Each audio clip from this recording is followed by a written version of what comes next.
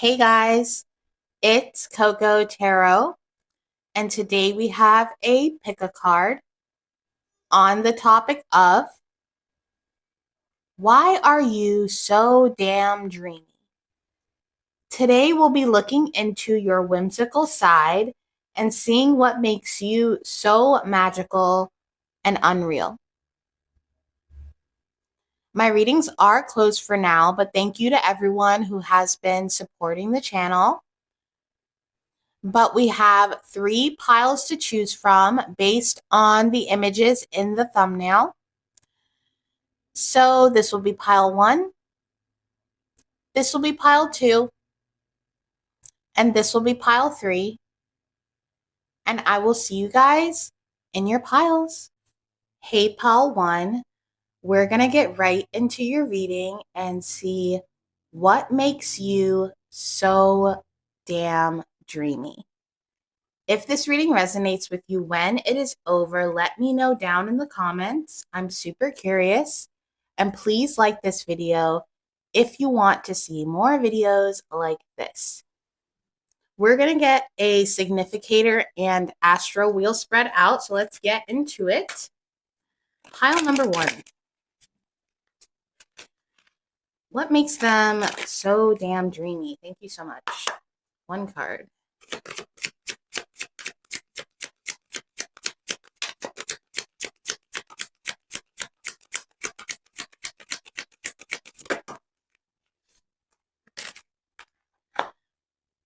Number 15, couple, duo, union. Together we go further and twice as joyfully. All right, let's get an astro wheel spread. Clarify this for pile number 1. What makes them so damn dreamy?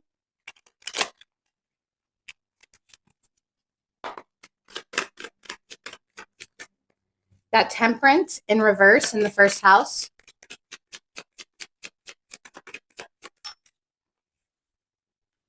Ten of Wands reverse in the second house. The Chariot in the third house.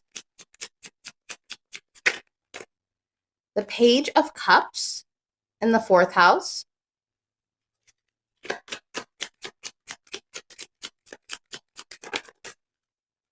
The Three of Pentacles in the fifth house. Justice in the sixth house. Okay. Ace of Cups in the seventh house. The Magician reversed in the eighth house. The Empress in the ninth house. The Hierophant in the 10th house.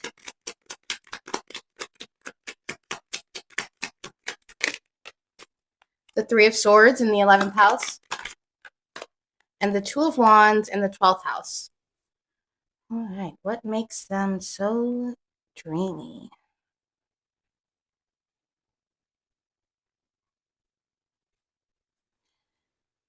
Your dreaminess has to do with how you make people feel when they're around you. When you are invited somewhere or around people, the experience you guys have together becomes deeper because you're there. There's a feeling of you reflecting back other people's inner beauty and knowing how to amplify the joy in whatever space you're in. You could be poetic or know how to describe aspects of life that people find hard to put into words. It's funny because the star is the symbol of this channel, but you aren't really a lone star. You're someone who is more like a constellation where you connect with people and create something beautiful or new out of it. even if it's just a deep conversation. You're definitely the type to have those 2 a.m., 3 a.m. really deep talks. And it helps the people around you feel seen and understood. The Temperance reverse in your first house is interesting. As soon as it came out, I was like, because there is a balance to you, but it could be untraditional.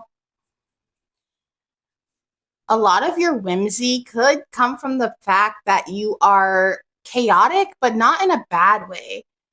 Maybe you're just really emotionally intense or spellbinding. I'm hearing that song by Queen, Bohemian Rhapsody. And you know how that song is kind of all over the place, but it works. That's you. Like there's these moments where you are shape-shifting or your energy is more intense than others, but it fits and it's actually cathartic or comforting to other people.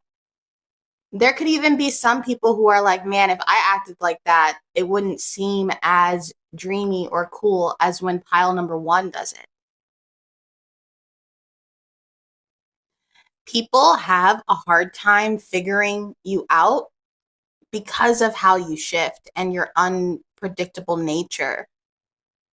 They're drawn to that aspect of you that you're never really going to know what you're going to get with pile number 1. And it could be because you're someone who reflects your mood.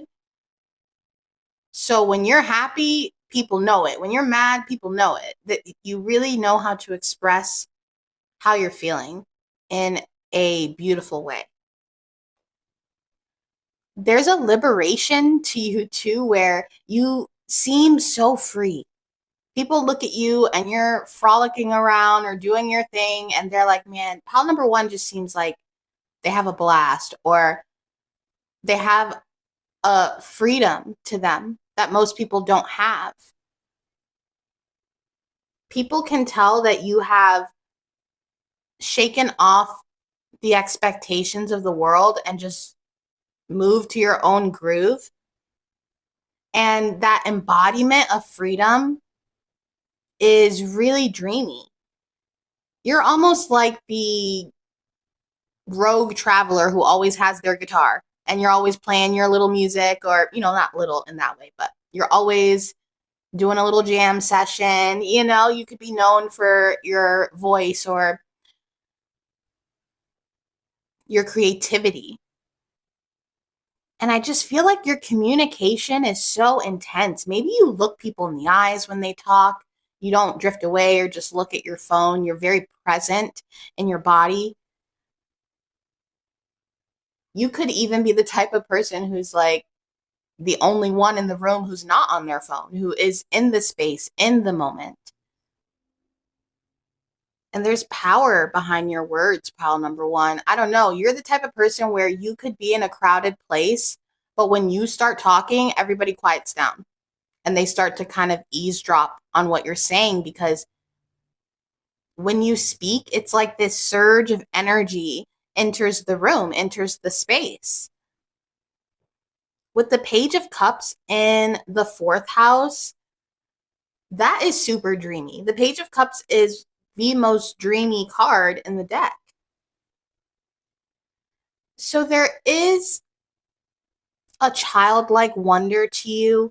You could be the type of person that likes to watch the rain or appreciate a really good view. There is a lot of emphasis here about you not being on your phone or you really just reveling in the moment. If a breeze blows by, you're closing your eyes and you're taking it in. And this is what's super dreamy about you, because most people do not care. Most people will travel across the world just so they can take a picture of it, say that they've been there, and not even take in the experience. And you know, people, you can blame the phones and things, but I believe people have always been this way. I see a lot of videos online of people saying the world is so different now, but I think the world is what it's always been. More people are just waking up to it. And you know that if you've been someone who has experience the actual evil or negativity in the world. And maybe you have, or maybe you're just someone who really appreciates a silent moment, a beautiful pasture, a 3 a.m. phone conversation.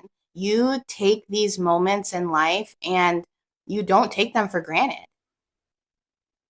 A lot of you guys that pick this pile, you still see the beauty in life that most people are blind to. And there's a big emphasis on co-creation with the Three of Pentacles, where that's that constellation energy again, where a lot of you guys, maybe you've been in bands or you've done collaborative projects. I'm even seeing you going on road trips with 2 sets of cars. Your magic really comes through when you're around other people. You could be really romantic, pile number 1, or you're a true believer in romance. Whatever relationship you enter, you treat it like a first experience. You don't compare it to the last person or try to make this person measure up to the couples around you or the couples you see on social media. There's a feeling where you treat every kiss like it's the first kiss. You could be really passionate, and grab the person and it's like, it's noon and I've seen you for a week straight, but you still have this air of like, we're going to make it romantic and passionate and full of art and beauty.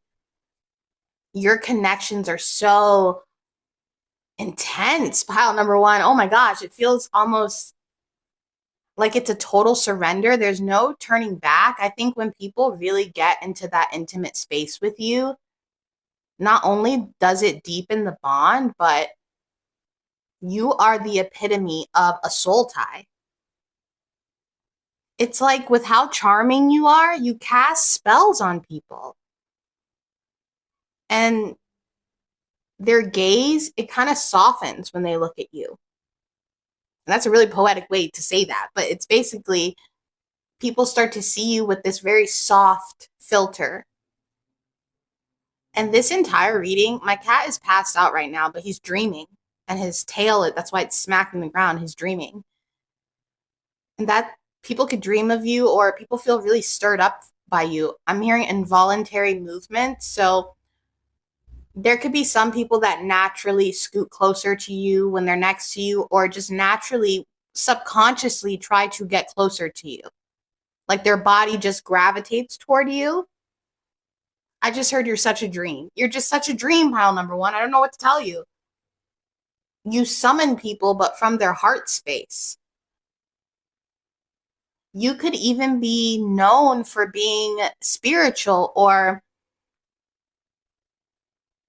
with the Hierophant in the 10th house, there could even be a feeling of ancient wisdom, or let's say, because we were getting the singer example, you have the voice of an angel. Whatever gift or talent that you have, people could have told you that it's straight from heaven or it's God sent. Some of you guys have the voice of an angel for real. You could make someone cry just by, singing a chorus or something. With the 3 of Swords in the 11th house, this is going to sound a little wild, but heartbreak is a part of your mythos, pile number 1.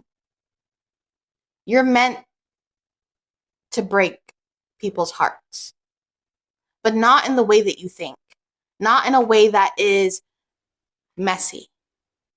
You're meant to break people's hearts because you're meant to make them feel. It's almost like you're meant to represent the beauty of longing, or that ache of wanting something so bad. This isn't the type of heartbreak where you have hurt someone. This is the type of heartbreak where people feel that hope again in a way that crushes them. Have you ever heard a song or watched a movie that made you happy, but also made you cry, but in like a happy, sad way? That's what you are. Literally, like a living poem. You are poetry in motion.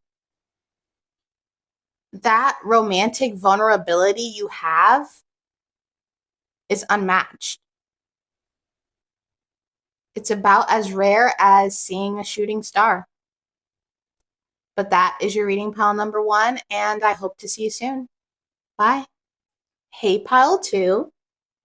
We're going to get right into your reading and see what makes you so damn dreamy. If this reading resonates when it is over, let me know down in the comments. I'm super curious, and please like this video if you want to see more videos like this. We're going to get out a significator and astral wheel spread. When I was meditating before this reading, my guides were like, be nice. So I'm going to be nice. Pile number 2. I promise. Clarify this for pile number 2. There's nothing to clarify. What makes them so dreamy? Why am I starting off a reading a little wacky? It could be a little wacky, quirky.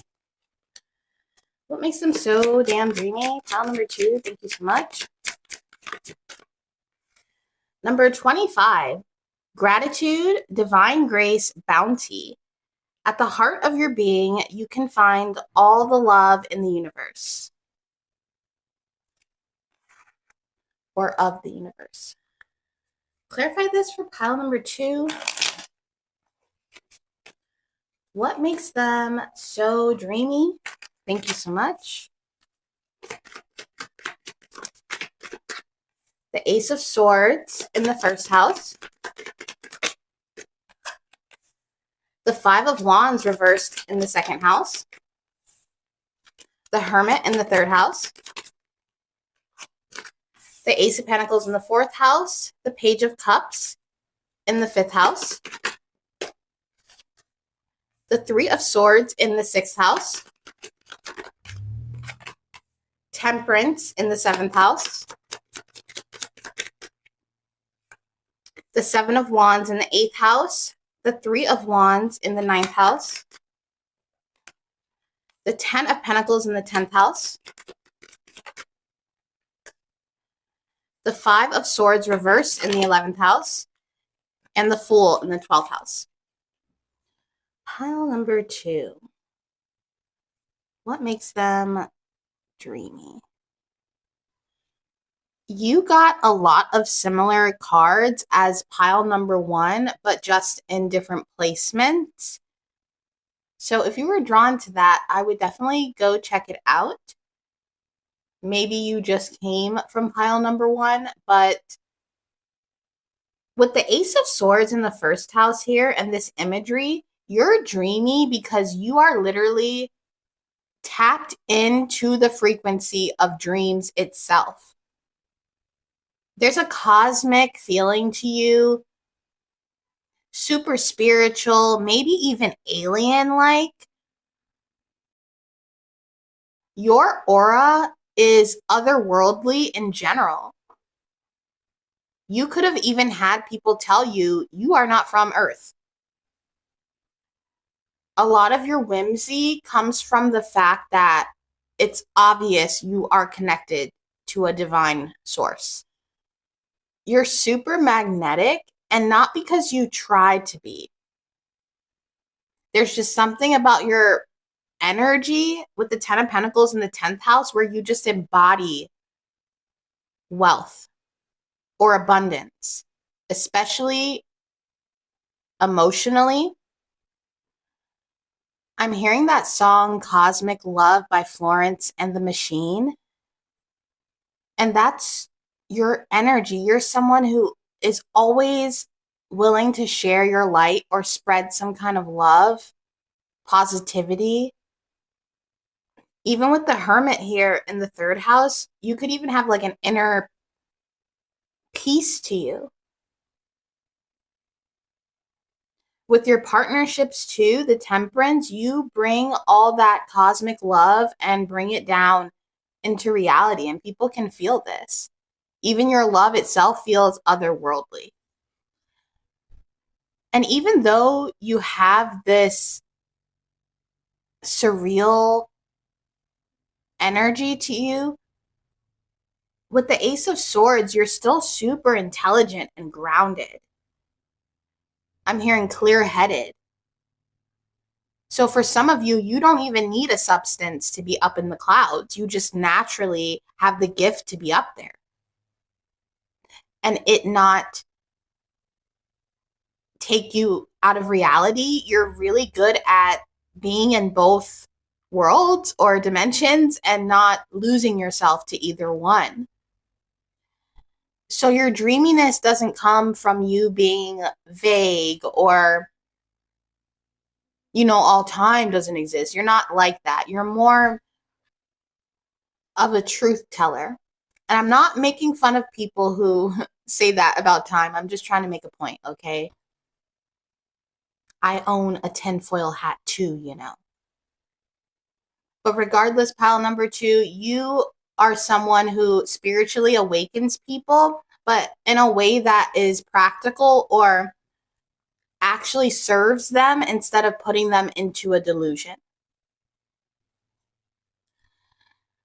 With the 5 of Wands in the second house in reverse, there is a feeling too where you have kind of made peace with yourself. You're not someone who is competitive or needs to compare yourself to other people.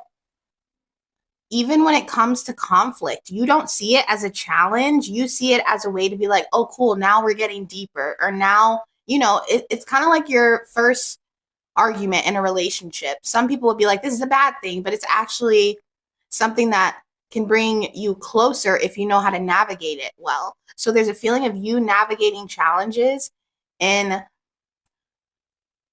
a creative way, almost effortless, like when things go awry between you and another person, you are the one to just tackle it instead of just letting it fester. So you could come across really dreamy because you know how to talk to people or you know how to calm them down when they are in a conflict. Because you have that inner calm, you know how to spread that to other people. I keep getting drawn to this hermit in the 3rd house. You could be someone who doesn't talk a lot, but when you do speak, it matters.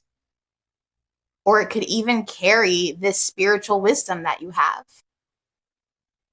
I'm thinking of Silent Bob and Jay and Silent Bob, you know what I mean? There's a feeling of you knowing that your words carry wisdom and using that lightly or appropriately. You know exactly what to say and when to say it, and you also know how valuable a silence can be. You're the type of friend that people can just hang out with and not say anything and still enjoy the silence or the company. You don't need a lot of words to get your point across. If you are a writer, you're probably not into purple prose. You're more of a, as Charles Bukowski says, bim, bim, bim. You just go right into it. You have the Page of Cups in the 5th house, and the 5th house is Leo. It's joy, happiness, fun. So you have a young at heart energy. For some of you guys, I know a lot of people talk about being an old soul, but you could be a young soul. And because you're a young soul, you really remember your mission. And you're like, I'm here, I'm ready, let's get this going. You know what I mean? There's a feeling of you having a young soul or being young at heart, ready to play and flirt and look at the stars and just be full of wonder. You have that open-heartedness that reminds people of their innocence.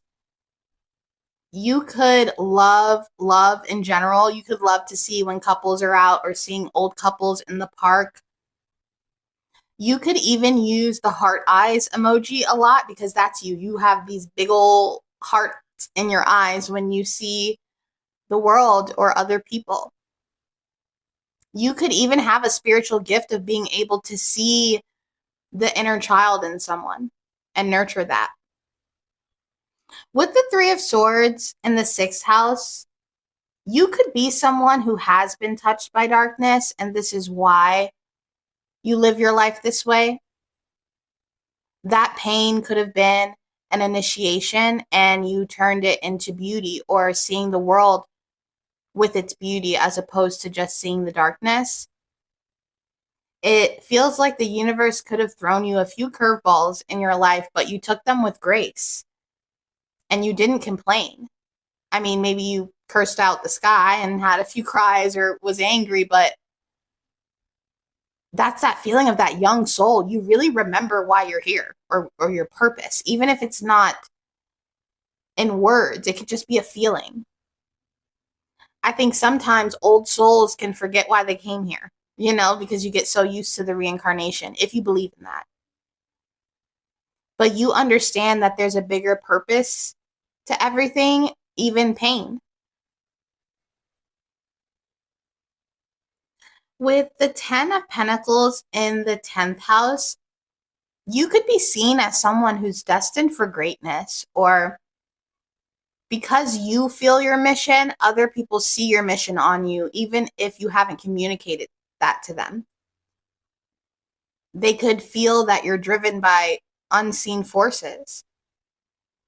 And there's a lot of people who actually daydream about you, sort of like a short indie film or music video where people catch glimpses of you across the room or just living your life, and they really see the light that you have. You're not someone who seeks drama. You actually seek peace. You probably even dream or pray for a better world. It's like you know how to release your ego for the highest good of all. You aren't the type of person to make others feel tense. So it could be really easy for you to make friends because of this. Or if you have a platform online, a lot of people could be drawn to you because of this, even if they don't know you. Do you know what I mean? They get to know you, obviously, but that's the feeling of, like, I heard namaste, them recognizing your soul in a way. The Fool in the 12th house too is so beautiful because that's like endless potential. The 12th house is all about the subconscious, and subconsciously you are filled with like innocence and a wild freedom. I'm hearing that song, Wild Horses. You are a freaking portal, pile number 2. That's why you're so dreamy. You are a portal, not into another world, but into your world. People see you and they feel like you could set them free because you really have this childlike relationship with your guides, the divine, whoever you believe in. You're not just dreamy, you are a dream. But that is your reading, pile number 2, and I hope to see you soon. Bye.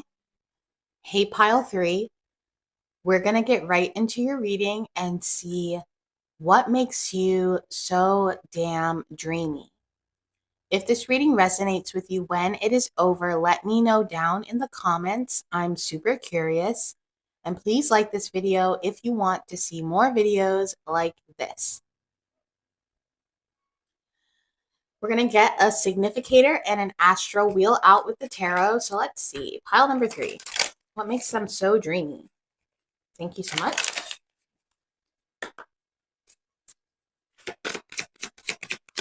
One card for pile number 3.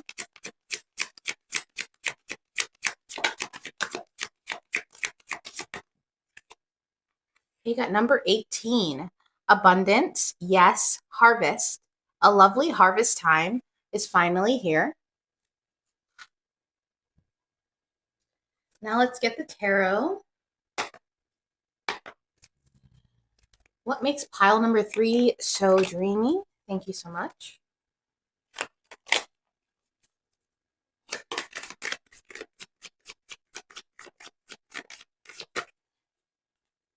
You get the Queen of Cups in the first house. The Four of Wands reversed in the second house. The Knight of Cups reversed in the third house. The Lovers in the fourth house. The Sun reversed in the fifth house. the World in the 6th house, the 5 of Cups in the 7th house, the Page of Pentacles in the 8th house, the 8 of Cups in the 9th house, the 2 of Swords in the 10th house, the 7 of Swords in the 11th house, and the 3 of Pentacles in the 12th house. All right. What makes pile number 3 so dreamy?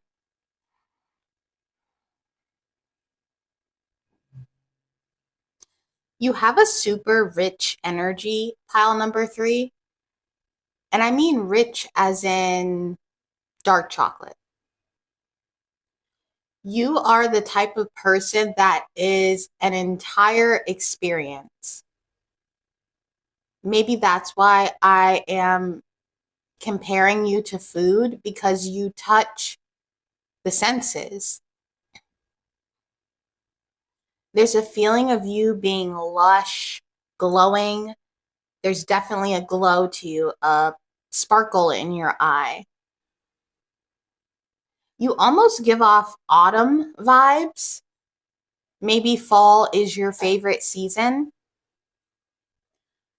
But with the Queen of Cups in the 1st house, you're seen as someone who feels deeply, maybe even understanding what's unspoken or what's not said. You clock stuff. You perceive or peep things a lot easier than most people.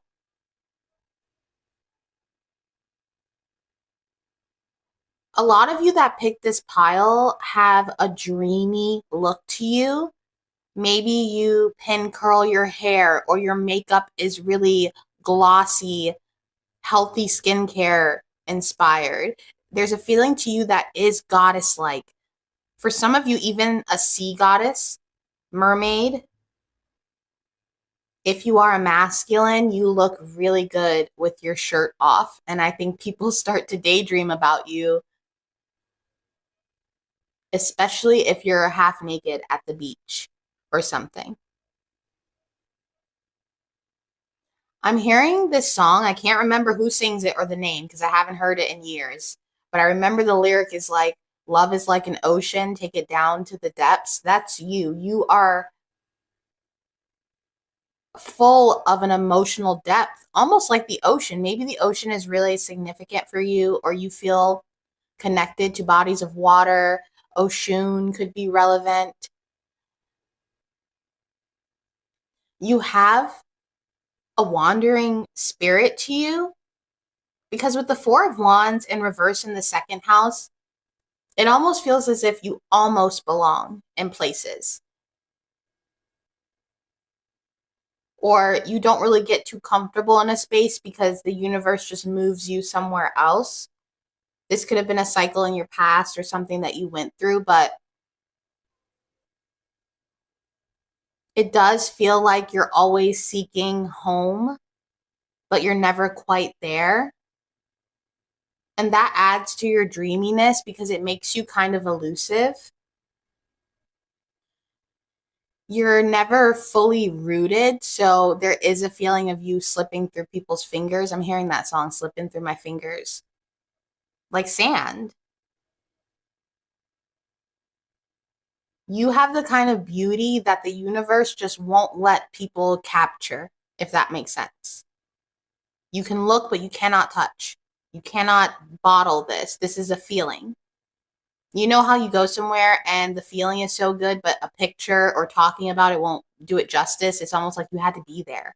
That's how people feel with you. It's like you had to be there with pile number 3 to understand.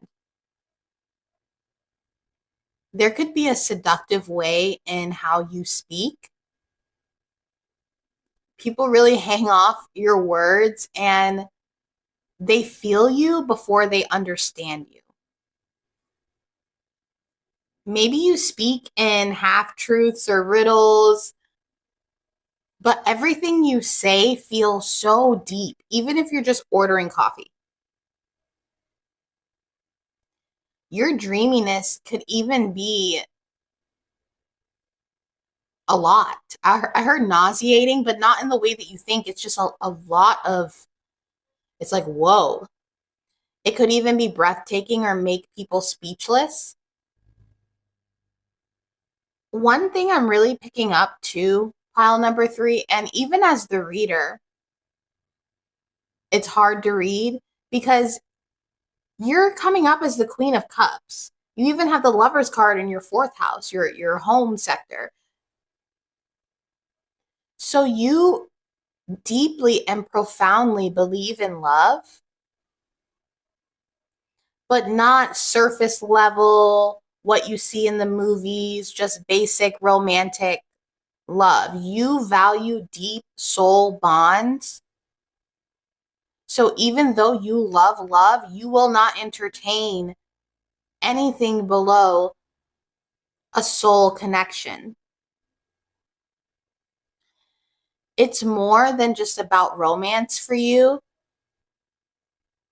You see having a partner as choosing someone through sickness and through health. It's not a joke to you. And I think that's why this 4 of Wands is in reverse, because you will not settle for just the appearance of a relationship or partnership. That's a huge part of your whimsy, though, is the fact that you're not going to settle for lukewarm. Even with the sun in reverse in the 5th house, it's like, okay, yeah, we're there for each other when we're happy. But what about when things get tough? You understand that real love isn't just flowers on Valentine's Day. That's what I mean. There's a realism to how you love, but you still show up as the Queen of Cups. You remind people of what's actually sacred in life, and that makes you super dreamy and whimsical.